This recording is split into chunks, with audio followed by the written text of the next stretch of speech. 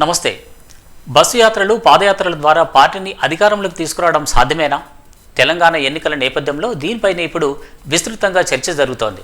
చరిత్రను చూస్తే ఇది సాధ్యమే అనిపిస్తోంది. ఎన్టీఆర్, వైఎస్ఆర్, చంద్రబాబు నాయుడు, జగన్మోహన్ రెడ్డి ఇలా వీరంతా పాదయాత్రలు చేసి తమ పార్టీని అధికారంలోకి తీసుకొచ్చారు. సో ఇప్పుడు కూడా మరి తెలంగాణలో అదే ట్రెండ్ కంటిన్యూ అవుతుందా? గతంతో పోలిస్తే రాజకీయ పరిస్థితులు పూర్తిగా మారిపోయాయి. అప్పటి పరిస్థితులు వేరు, ఇప్పటి పరిస్థితులు వేరు. ఇక తెలంగాణలో బలమైన పార్టీగా బీఆర్ఎస్ అధికారంలో ఉంది. అంతేకాదు ఈ పార్టీ అధినేత సీఎం కేసీఆర్ బలమైన నేత. సో కేసీఆర్ పార్టీని ఓడించాలన్నా, కేసీఆర్ను ఓడించాలన్నా అది అంత ఈజీ కాదు. సో ఈ బలమైన నేతను ఢీకొట్టడానికి కాంగ్రెస్ పార్టీ నుంచి అగ్రనాయకురాలు సోనియా గాంధీ, రాహుల్ గాంధీ, ప్రియాంక గాంధీలు, అలాగే బీజేపీ నుంచి ప్రధానమంత్రి నరేంద్ర మోడీ, కేంద్ర హోంమంత్రి అమిత్ షా, జాతీయ అధ్యక్షులు జేపీ నడ్డా స్వయంగా వీరంతా రంగంలోకి దిగారు. సో పోటాపోటీగా సభలు, సమావేశాలు నిర్వహిస్తున్నారు. మరి ఇప్పటివరకు ఏ పార్టీ నేతలు పాదయాత్రలు చేపట్టారు, అందులో ఎవరు అధికారంలోకి వచ్చారు, ఈ వివరాలన్నీ ఇప్పుడు చూద్దాం.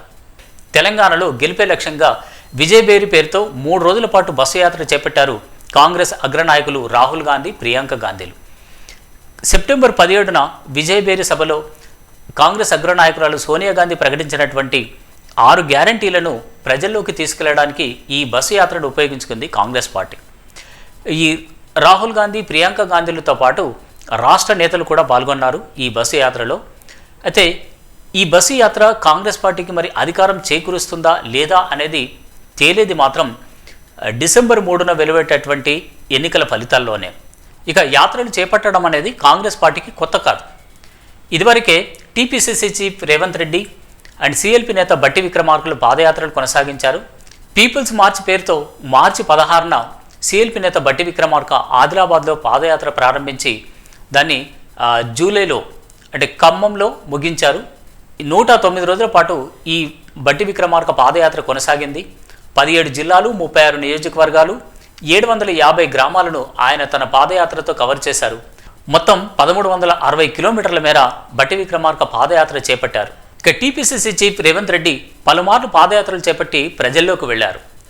ఆయన పీసీసీ చీఫ్ కాకముందు రాజీవ్ రైతు భరోసా పేరుతో అచ్చంపేట నుంచి హైదరాబాద్ వరకు పాదయాత్ర చేపట్టారు. ఆ తర్వాత యాత్ర ఫర్ చేంజ్ పేరుతో పాదయాత్ర చేపట్టి తెలంగాణలోని చాలా పల్లెలు, పట్టణాలను చుట్టేశారు. కానీ దానికి కరీంనగర్లో బ్రేక్ పడింది. అమెరికా పర్యటన తర్వాత మళ్లీ కంటిన్యూ చేస్తారని పార్టీ వర్గాలు చెప్పినా ఈలోపే ఎన్నికలు వచ్చాయి. గతంలో కేసీఆర్ దత్తత తీసుకున్నటువంటి 3 చింతలపల్లిలో 2 రోజుల పాటు దళిత, గిరిజన ఆత్మగౌరవ దీక్ష చేపట్టి అక్కడే బస చేశారు రేవంత్ రెడ్డి. బీజేపీ రాష్ట్ర అధ్యక్షుడిగా ఉన్నప్పుడు బండి సంజయ్ కూడా ప్రజా సంగ్రామ యాత్ర పేరుతో 5 విడతలుగా పాదయాత్రలు చేపట్టారు. నిస్తేజంగా ఉన్న పార్టీని ప్రజల్లోకి తీసుకెళ్లి పార్టీ శ్రేణుల్లో ఉత్తేజం నింపారు. ఈ యాత్ర ద్వారా పార్టీతో పాటు బండి సంజయ్కి పొలిటికల్ మైలేజ్ వచ్చింది. 120 రోజుల పాటు 1403 కిలోమీటర్ల మేర ఆయన పాదయాత్ర చేపట్టారు. 56 నియోజకవర్గాలను చుట్టేసి సభలు, రచ్చబండ కార్యక్రమాలను నిర్వహించారు. ఇక 6వ విడత పాదయాత్ర మొదలు పెట్టాలా లేక బస్సు యాత్ర చేపట్టాలా అని ఆలోచిస్తున్న తరుణంలోనే బీజేపీలో రాజకీయ పరిణామాలన్నీ ఒక్కసారిగా మారిపోయాయి. మాజీ మంత్రి బీజేపీ నేత ఈటెల రాజేందర్ కూడా పాదయాత్ర చేపట్టి ప్రజల్లోకి వెళ్లారు. 2021 జూలై 19న పాదయాత్ర ప్రారంభించి 70 గ్రామాల్లో 222 కిలోమీటర్ల మేర పాదయాత్ర నిర్వహించారు. కానీ జూలై 30న తీవ్ర అస్వస్థతకు గురవ్వడం, మోకాలికి సర్జరీ కావడంతో పాదయాత్ర మధ్యలోనే నిలిచిపోయింది. గతంలో ఉద్యమ నేతగా పాదయాత్రలు చేసినటువంటి అనుభవం గులాబీ బాస్ కేసీఆర్కు చాలానే ఉంది. ఇక తెలంగాణలో అధికారంలోకి వచ్చాక కేసీఆర్ మెయిన్గా అభివృద్ధిపై ఫోకస్ పెట్టారు. ఒకవైపు అభివృద్ధి, మరోవైపు సంక్షేమాన్ని ఆయన పరుగులు పెట్టించారు. రైతు బంధు, రైతు బీమా, రైతులకు ఉచిత కరెంటు, 24 గంటల విద్యుత్తు, ఆసరా పింఛన్లు, వితంతు పింఛన్లు, ప్రాజెక్టుల నిర్మాణంపై ఫోకస్ పెట్టారు. సో ఇవే ఆయన్ను రెండోసారి అధికారంలోకి తెచ్చాయని చెప్పాలి. సో ఇప్పుడు 3వసారి అధికారంలోకి రావడానికి అంతకుమించిన హామీలే ఇచ్చారు కేసీఆర్. అవే తమను అధికారంలోకి తీసుకువస్తాయని బీఆర్ఎస్ నేతలు ధీమాగా ఉన్నారు. ఇప్పుడు ఉమ్మడి రాష్ట్రంలో విభజిత ఆంధ్రప్రదేశ్లో చేపట్టినటువంటి పాదయాత్రల గురించి చూద్దాం. తెలుగు నేలపై పాదయాత్రలకు శ్రీకారం చుట్టింది మాత్రం ఎన్టీఆర్ఏ. ఆయన తెలుగుదేశం పార్టీని స్థాపించినటువంటి 9 నెలల్లోనే పార్టీని అధికారంలోకి తీసుకురాగలిగారు. అందుకు ఆయన చేపట్టినటువంటి ప్రజా చైతన్య యాత్రనే అని చెప్పాలి. సో ప్రజా చైతన్య యాత్ర ద్వారా ఆయన మొత్తం ఉమ్మడి ఆంధ్రప్రదేశ్ను చుట్టేశారు. 9 నెలల్లో పార్టీని అధికారంలోకి తీసుకురాగలిగారు. అక్కడి నుంచి ఈ రాజకీయ నాయకులకు పాదయాత్రలు, బస్సు యాత్రలు ఇవన్నీ కూడా ఒక ట్రెండ్గా మారిపోయాయి. ఇక వైఎస్ఆర్ ఉమ్మడి ఆంధ్రప్రదేశ్లో కాంగ్రెస్ పార్టీ 10 ఏళ్ల పాటు అధికారానికి దూరమైంది. అప్పుడు సిఎల్పి నేతగా ఉన్నటువంటి వైఎస్ రాజశేఖర రెడ్డి పాదయాత్రల్ని ఆశ్రయించారు. పాదయాత్రలు చేపట్టి ప్రజల్లోకి వెళ్ళి వారి కష్ట సుఖాలను తెలుసుకున్నారు. ప్రజాప్రస్థానం పేరుతో 2003లో చేవెళ్లలో పాదయాత్ర మొదలుపెట్టి శ్రీకాకుళంలోని ఇచ్చాపురంలో ముగించారు వైఎస్ఆర్. మొత్తం 1468 కిలోమీటర్ల మేర నడిచి ప్రజలను కలుసుకున్నారు. ఇది ఆయనతో పాటు పార్టీకి పొలిటికల్ మైలేజ్ ఇచ్చింది. సో 2004లో జరిగినటువంటి ఎన్నికల్లో కాంగ్రెస్ పార్టీ ఘన విజయం సాధించింది. వైఎస్ఆర్ని ముఖ్యమంత్రిని చేసింది.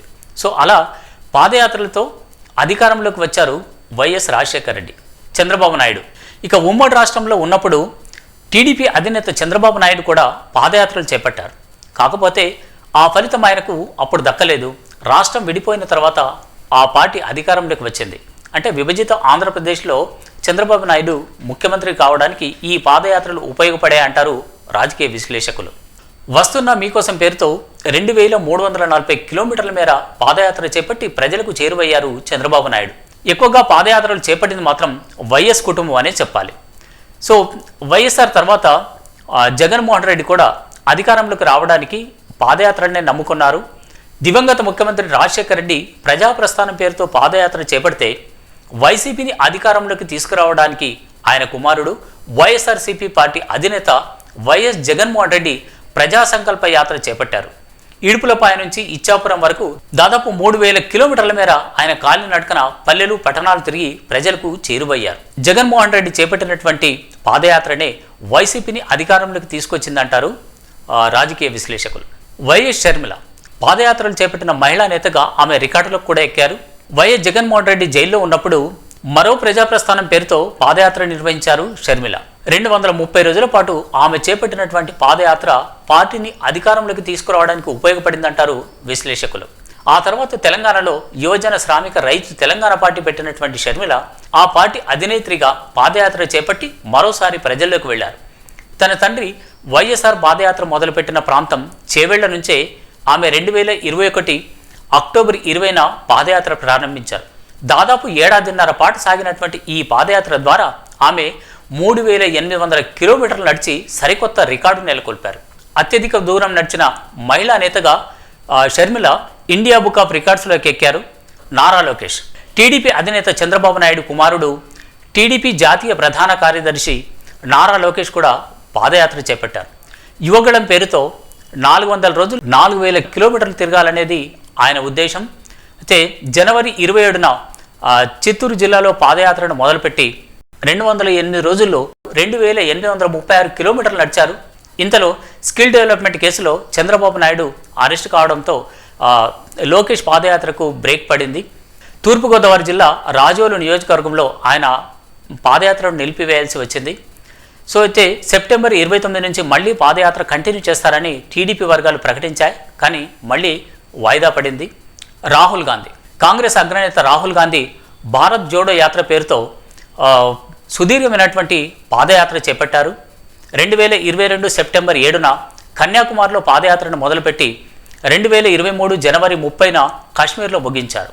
12 రాష్ట్రాలు 2 కేంద్రపాలిత ప్రాంతాలను ఆయన తన పాదయాత్రలతో చుట్టేశారు. 150 రోజుల పాటు సాగినటువంటి ఈ పాదయాత్రలో ఆయన 4080 కిలోమీటర్లు నడిచి రికార్డు సృష్టించారు. సో ఈ భారత్ జోడో యాత్ర 2024లో జరిగేటటువంటి సార్వత్రిక ఎన్నికల్లో పార్టీని అధికారంలోకి తెస్తుందని కాంగ్రెస్ పార్టీ నేతలు ధీమాగా ఉన్నారు. సో ఇప్పటికే అంటే మొదట ఈయన పాదయాత్ర నిర్వహించిన తర్వాత కర్ణాటకలో కాంగ్రెస్ పార్టీ అధికారంలోకి వచ్చింది. తెలంగాణలోనూ 7 రోజుల పాటు రాహుల్ గాంధీ పాదయాత్ర కొనసాగింది. సో ఆ ఎఫెక్ట్ వచ్చే ఎన్నికల్లో ఉంటుంది అనేటటువంటిది కాంగ్రెస్ పార్టీ నేతల నమ్మకంగా కనిపిస్తోంది. మరి ఆ పార్టీని ఈ పాదయాత్ర బస్సు యాత్రలు అధికారంలోకి తీసుకొస్తాయా లేదా అనేది చూడాలి. అప్పుడైనా ఇప్పుడైనా పాదయాత్రల యొక్క ఉద్దేశం ఒకటే, ప్రజలకు చేరువ కావాలి, వారి సమస్యలు తెలుసుకోవాలి, వారి కష్ట సుఖాలు తీరుస్తామని భరోసా ఇవ్వాలి, ఆ పొలిటికల్ మైలేజ్తో అధికారంలోకి రావాలి. సో ఇందులో చాలా పార్టీలు సక్సెస్ అయ్యాయి కూడా. కాకపోతే అప్పటి పరిస్థితులు వేరు, ఇప్పటి పరిస్థితులు వేరు అంటారు రాజకీయ విశ్లేషకులు. ఈ పాదయాత్రలో ఎన్నో విశేషాలు కూడా ఉన్నాయి. అంటే కొన్ని చిత్ర విచిత్రాలు కూడా జరిగాయి. చంద్రబాబు నాయుడు అధికారంలో ఉన్నప్పుడు ఉమ్మడి రాష్ట్రంలో వైఎస్ రాజశేఖర రెడ్డి పాదయాత్రలు చేపట్టారు. ఆ తర్వాత కాంగ్రెస్ పార్టీ అధికారంలో ఉన్నప్పుడు చంద్రబాబు నాయుడు ప్రతిపక్షంలో ఉండి పాదయాత్రలు చేపట్టారు. ఇక విభజిత ఆంధ్రప్రదేశ్ రాష్ట్రంలో చంద్రబాబు నాయుడు అంటే టీడీపీ అధికారంలోకి వచ్చిన తర్వాత చంద్రబాబు నాయుడు ముఖ్యమంత్రిగా ఉన్నప్పుడు వైఎస్ జగన్మోహన్ రెడ్డి పాదయాత్రలు చేపట్టారు. ఇక జగన్మోహన్ రెడ్డి అధికారంలోకి వచ్చిన తర్వాత టీడీపీ నుంచి నారా లోకేష్ పాదయాత్రలు చేపట్టారు. సో ఇవన్నీ ఒక యాదృచ్ఛిక సంఘటనలో ఏమో కానీ ఇవన్నీ కొన్ని వింతలు విశేషాలాగే అనిపిస్తాయి. మరి పాదయాత్రలు చేపట్టిన పార్టీలన్నీ అధికారంలోకి వచ్చాయా అంటే అలా చెప్పడానికి కూడా లేదు. సో దీనికి ఎగ్జాంపుల్ సిపిఎం 2016-17 సంవత్సరంలో తెలంగాణలో సిపిఎం నేత తమ్మినేని వీరభద్రం సహా మరికొందరు నాయకులు పాదయాత్రలు చేపట్టారు. మహాజన పాదయాత్రను చేపట్టి సిపిఎం నేతలు 4000 కిలోమీటర్లకు పైగా తెలంగాణలో నడిచారు, అంటే పాదయాత్రలు చేపట్టారు. కానీ ఆ పార్టీకి అధికారం దక్కలేదు, ఆ పాదయాత్రల ఫలితం కూడా దక్కలేదు. మరి ఈసారి ఏ పార్టీకి ఈ యాత్రలు ఫలితాన్ని ఇస్తాయి, అధికారంలోకి తెస్తాయి అనేది తేలేది మాత్రం డిసెంబర్ 3న వెలువడేటటువంటి ఫలితాల్లోనే. సో అంతవరకు వేచి చూడక తప్పదు. Thank you.